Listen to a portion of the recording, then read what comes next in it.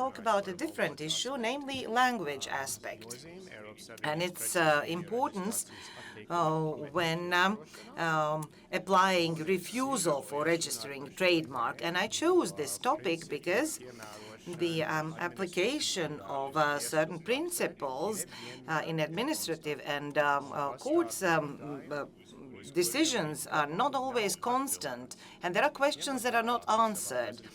Taking into account that I will concentrate on the EU trademarks, I will refer to Regulation 2017-2001, but this principle can be applied to a directive as well.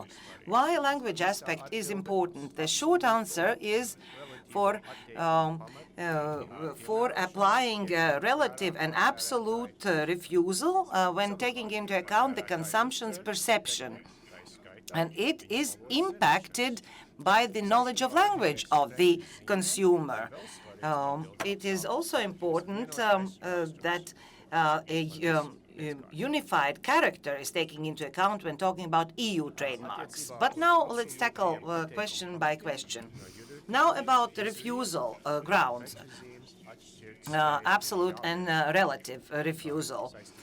It has to be evaluated, referring to goods and services to be registered, as well as how it is perceived by society, which is rather informed and that chooses these goods or services widely. So average consumer. Also, this evaluation has to be done evaluating notion belonging to one or the other part of the society, as well as goods and services and their nature. Speaking about relative refusal, we have to look for Regulation 2017-1001, Article 8, 1b. If a previous owner of the trademark objects to the registering because the new service or good is similar or identical to the previously registered trademark, thus the society can be misled. Society where the former trademark exists. Speaking about relative refusal and a possibility to be mistaken, it is important to remind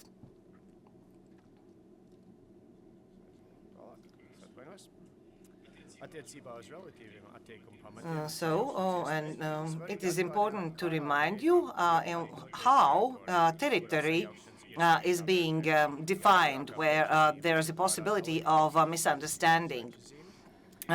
Previously, it was considered to be a country, let's say Spain, or the territory of the member state. So if the possibility for misunderstanding existed in the eyes of German consumers, then this should not be taken into account.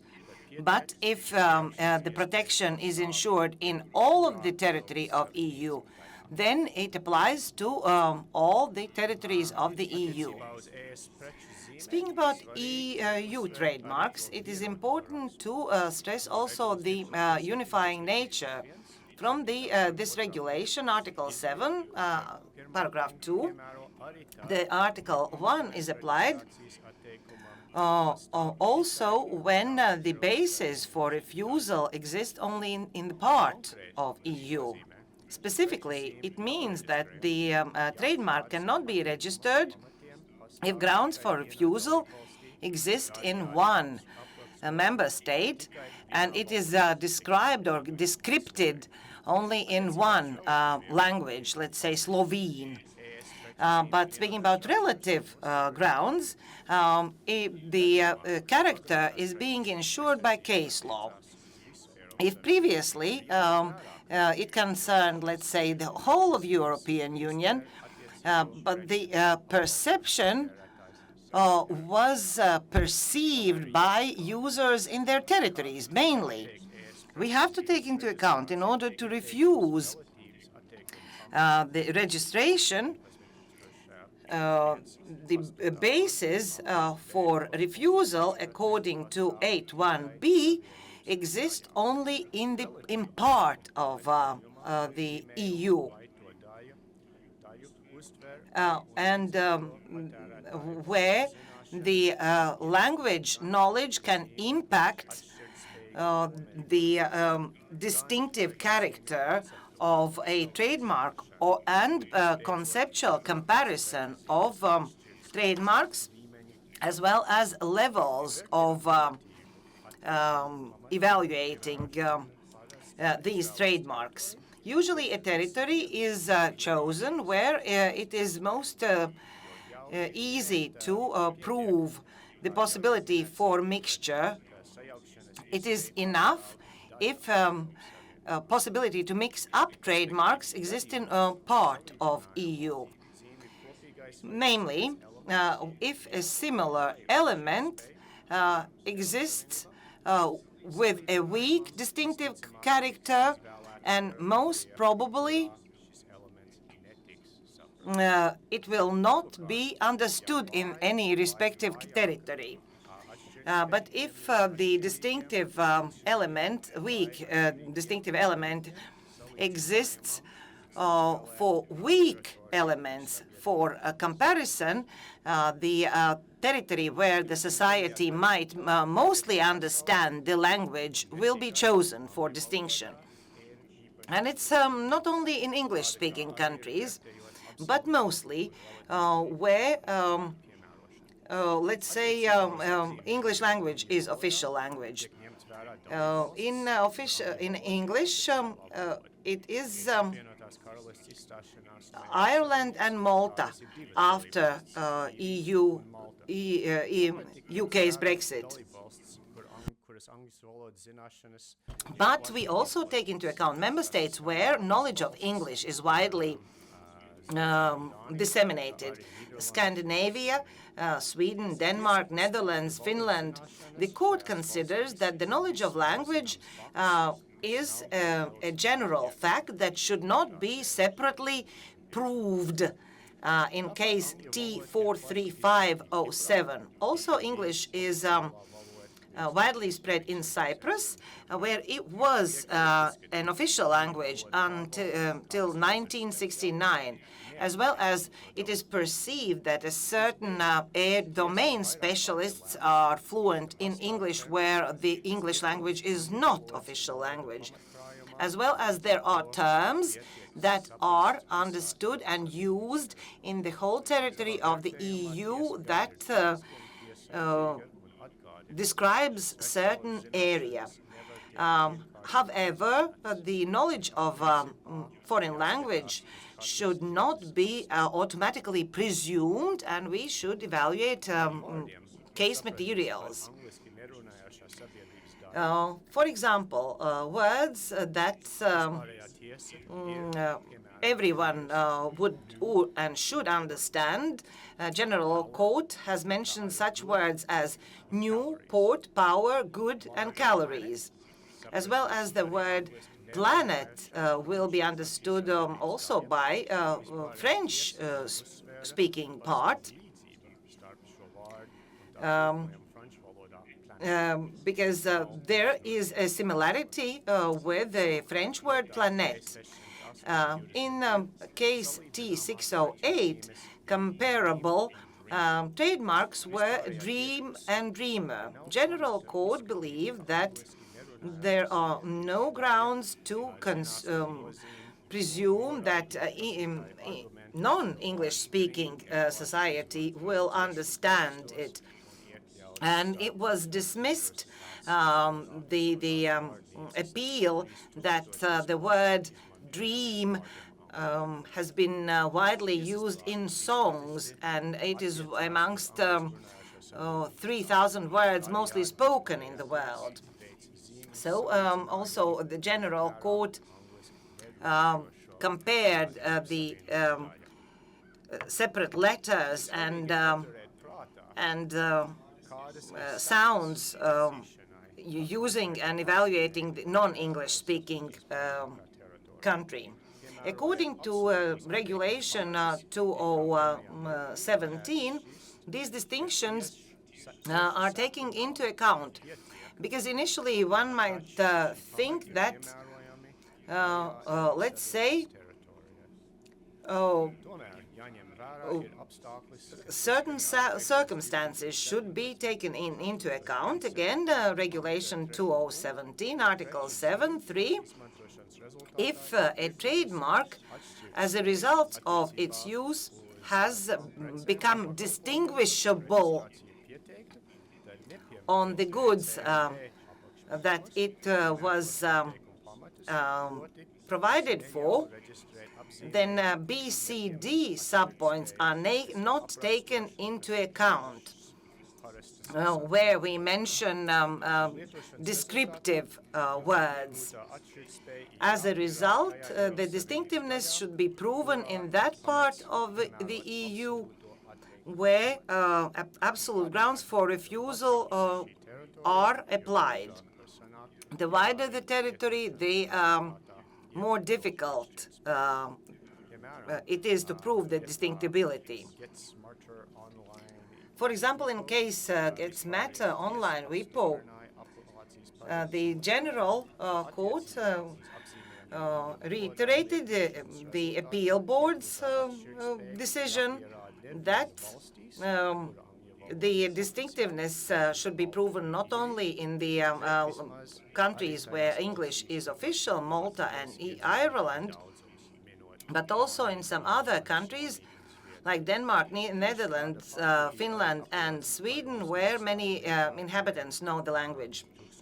The same opinion was taken in case T1132 on word fizz that has been registered on several drinks, including alcoholic beverages, and it's also known to Latvian consumers. It said that the owner should prove the distinctiveness of the usage of the result of the word, not only in English-speaking countries, but also in countries where the language is widely known. This case is currently to be dealt with, and the judgment will be published in October this year. So it is not easy where to draw the border where one should prove these distinctiveness. This issue is quite delicate. From one hand, we could limit ourselves only to Ireland and Malta, but that might not be enough, because many words will be understood in a wider territory.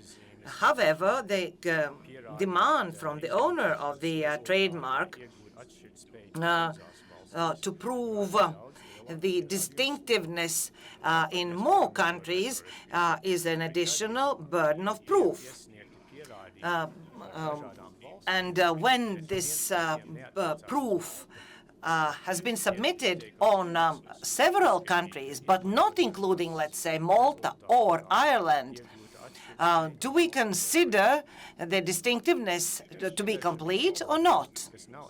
Before we tackle other languages that are not official languages, I wanted to mention that there is a possibility that there is a conceptual similarity between signs written in several languages and words written in several languages. Case T3303, that was a graphics design shark.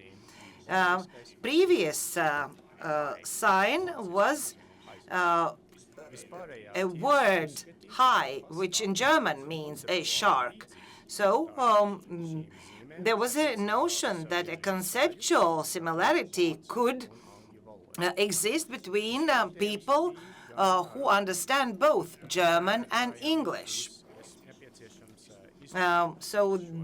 This decision was taken with a derogation that a consumer should be provided with a translation of the graphic sign, namely high, meaning shark. Now, General Court, which has considered that society should be questioned not only speaking about EU official languages, but concerning other languages that is understood by at least a part of EU, especially noting that if we limit ourselves with only EU official languages, that means that we do not take into consideration multilingual regions, and such regions are many, numerous in the EU, which might be in contradiction with Regulation 2017 1001 7(1)(c), which should be applied in the whole territory. Between such distinctions, we should distinguish between Latin alphabet and other alphabets. The latter can not always be perceived and read by those using Latin alphabet. One of those is a word, sutat. I believe it's a Turkish word that has been registered since 2007 on dairy products. In 2020, there was an application to revoke this trademark.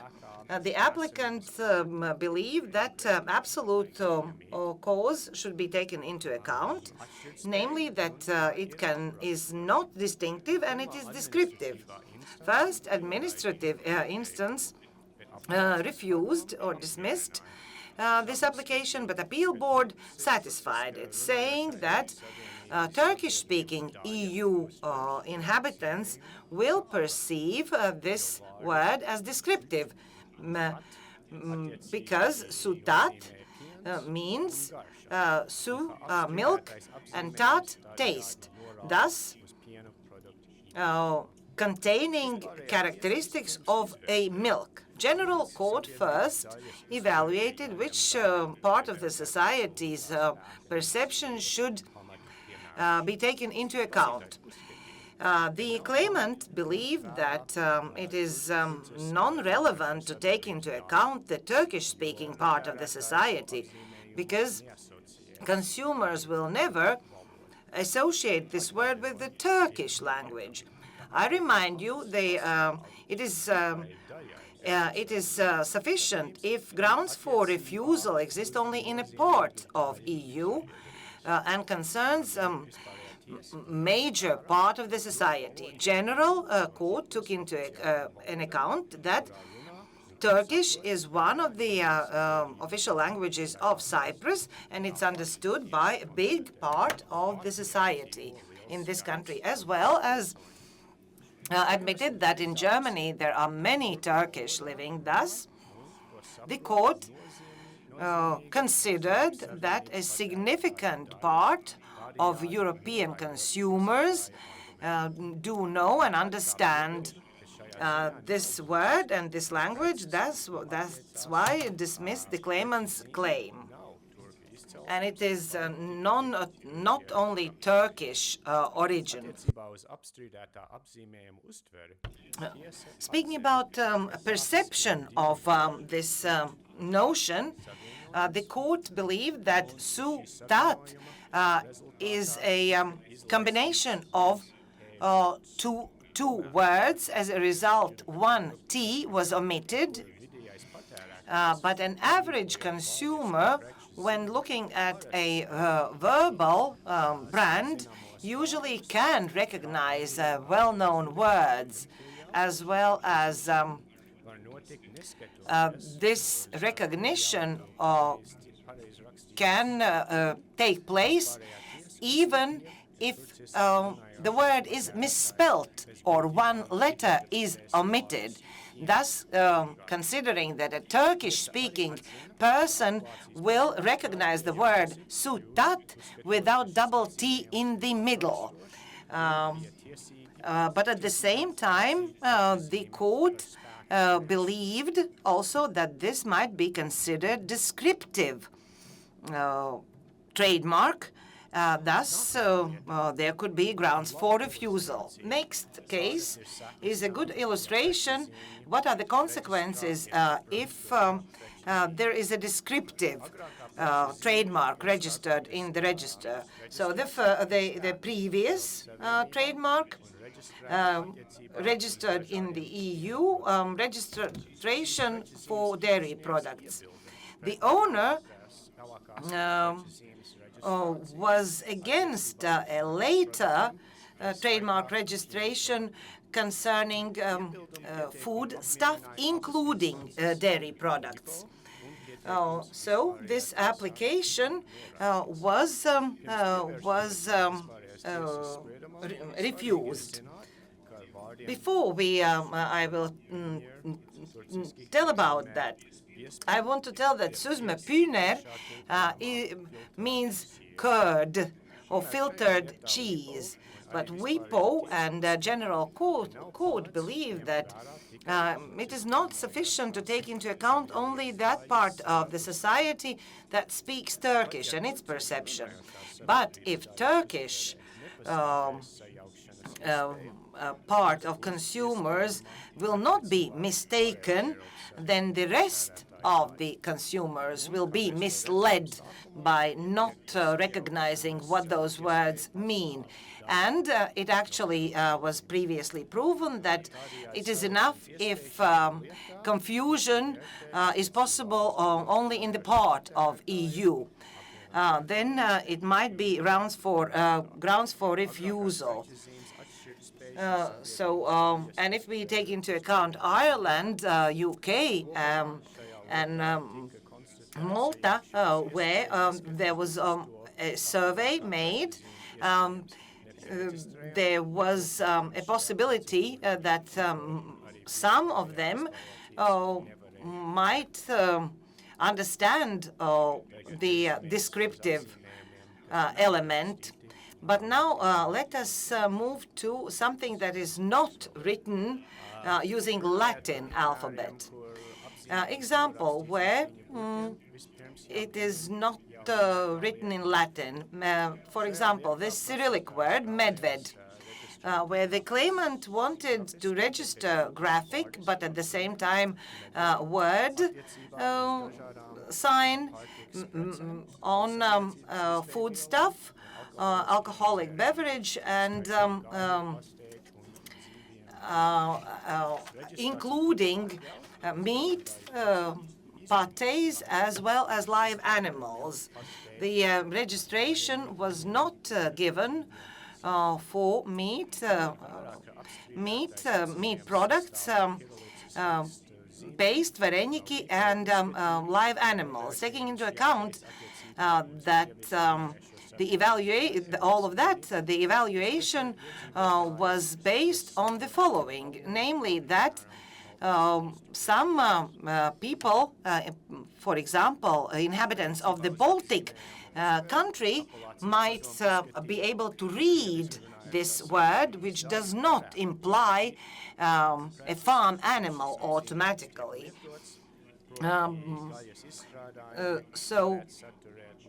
And those understanding Russian language might perceive that products with the word medved or a bear can contain bear meat. But at the same time, let us remember that in Estonia, it is allowed to sell products containing bear meat or bear meat by itself. Okay, let's move forward. Now, the case where I was the reporting judge.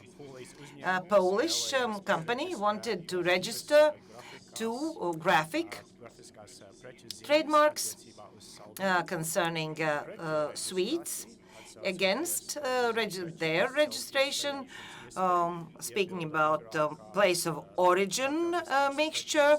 The previous owner of Karovka, appealed. The holder of the trademark was Greek, German, and Spanish. You probably also know cow or gotiņa or karovka, sweet stuff.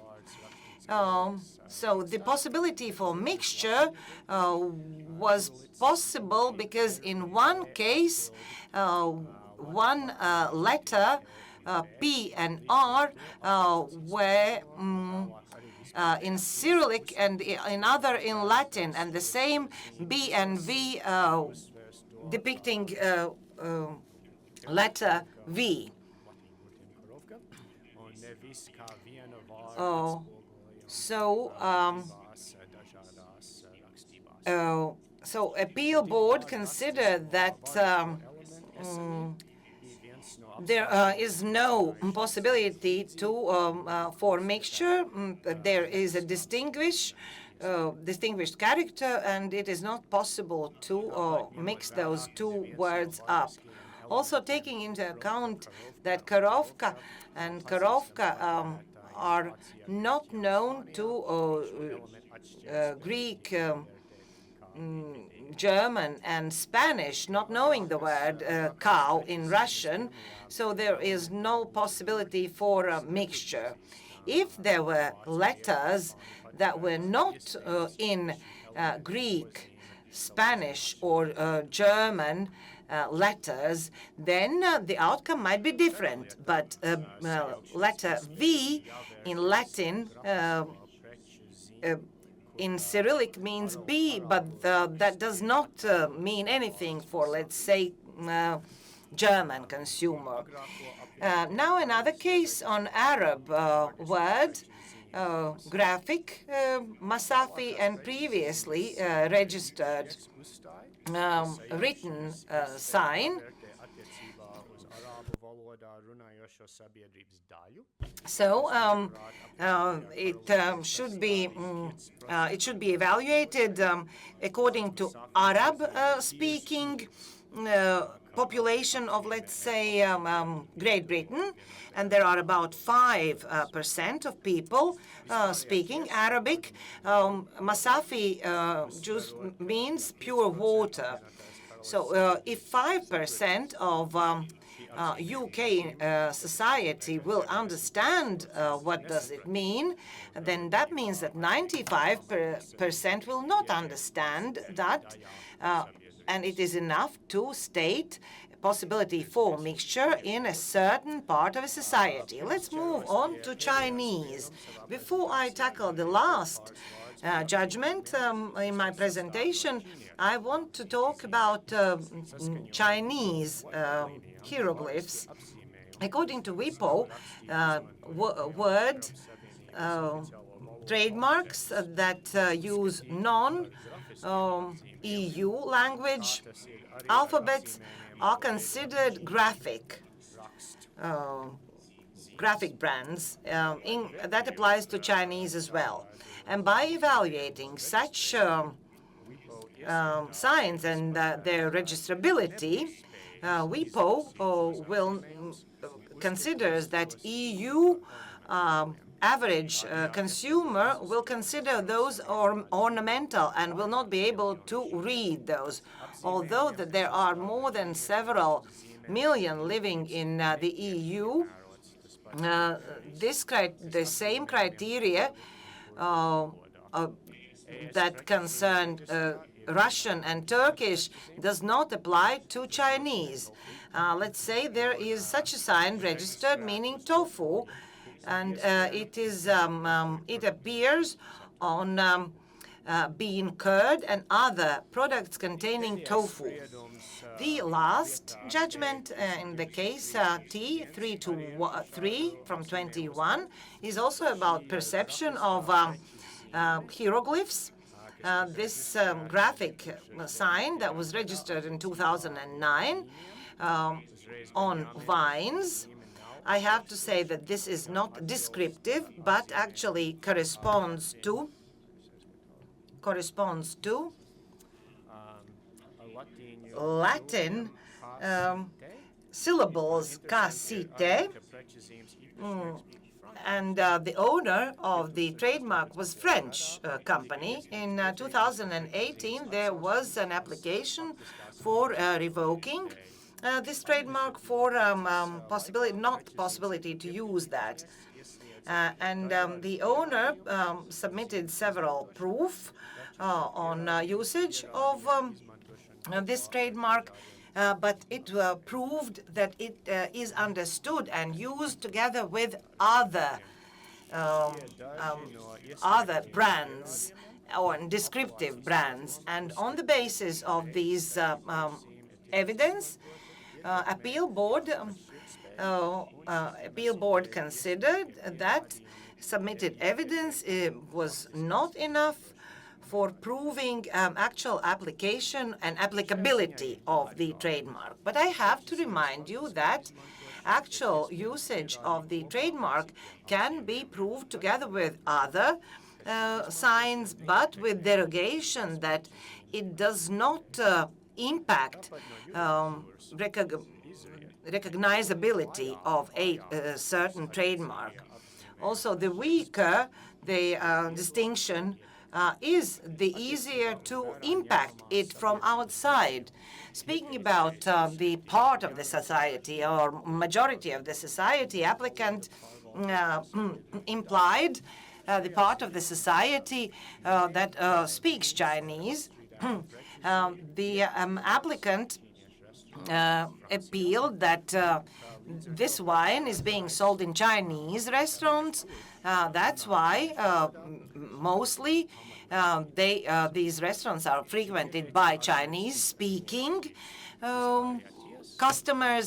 But this proof or this sentence was dismissed because it considered that customers of Chinese restaurants are not only Chinese people, and we all know that. Taking into account that evaluation should take into account general public and submitted evidence, the General Court believed that average consumer will not be able to pronounce or remember the contested trademark used together with other graphic or word elements. That's why